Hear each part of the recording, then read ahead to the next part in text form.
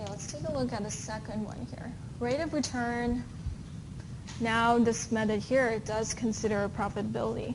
It's not just about, it's basically not about time frame. The first one is about time frame. Second one here, rate of return, is an accounting measure that we compare average operating income against the amount of investment we made to the asset on average. Okay, so we want to know per dollar of average investment we invested in this asset, how much return in operating income are we getting out of this? So of course this rate of return, the higher the better. We compare two projects. For every dollar of average investment you make in the asset, if you're getting $18 out of the first one, only getting 19 cents out of the other one, 18 cents out of A project, 19 cents out of B project, the higher the rate, the more profitability it represents, more profitable it represents. So rate of return, the higher the better, but in terms of calculating this, it's a little bit trickier than the previous payback period. Okay, so the numerator for this ratio here, see that it's average annual operating income. So remember that for all the other ratios, we're using net cash inflows. So the differences between net cash inflow and the operating income, the differences here is the depreciation part. Operating income considers net cash inflow minus depreciation expense.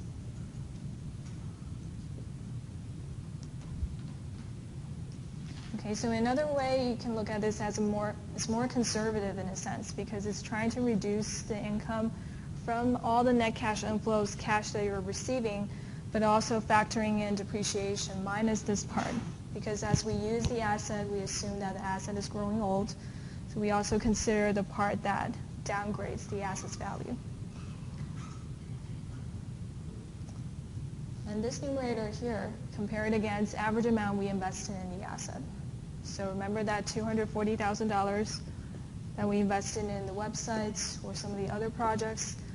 This value here plus any residual value divided by 2 is the denominator here, average amount invested in the asset. Okay, so make sure you highlight the term average here.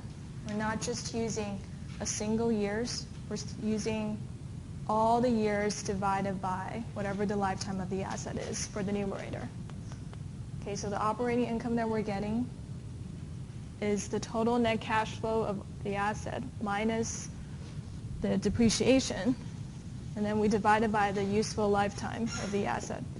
So if the asset can be used for 6 years divided by 6, that gives you the average annual operating income. If it can be used for 8 years divided by 8, 10 years divided by 10. That's the numerator part. Denominator part here, we want to know what is the average amount we invest in the asset. Consider that $240,000. If there's 0 residual value, plus 0 divided by 2 gives you the average amount you invest in the asset.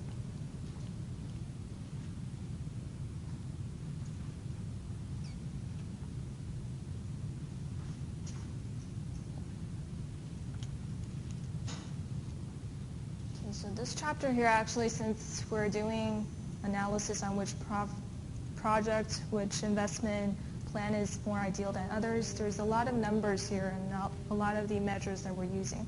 So make sure you understand fully what goes into the numerator, what goes into the denominator, and what does it represent after calculating this? How do we compare the results? Because each and every ratio actually uses a different measure. So make sure you understand the term average is used for this ratio. Some of the other ratios may not be averaging out, just looking at altogether present value and investment cost. So this particular one, we use the average value operating income and the average assets value. Compare per dollar of investment we make, how much operating income we're getting out of it.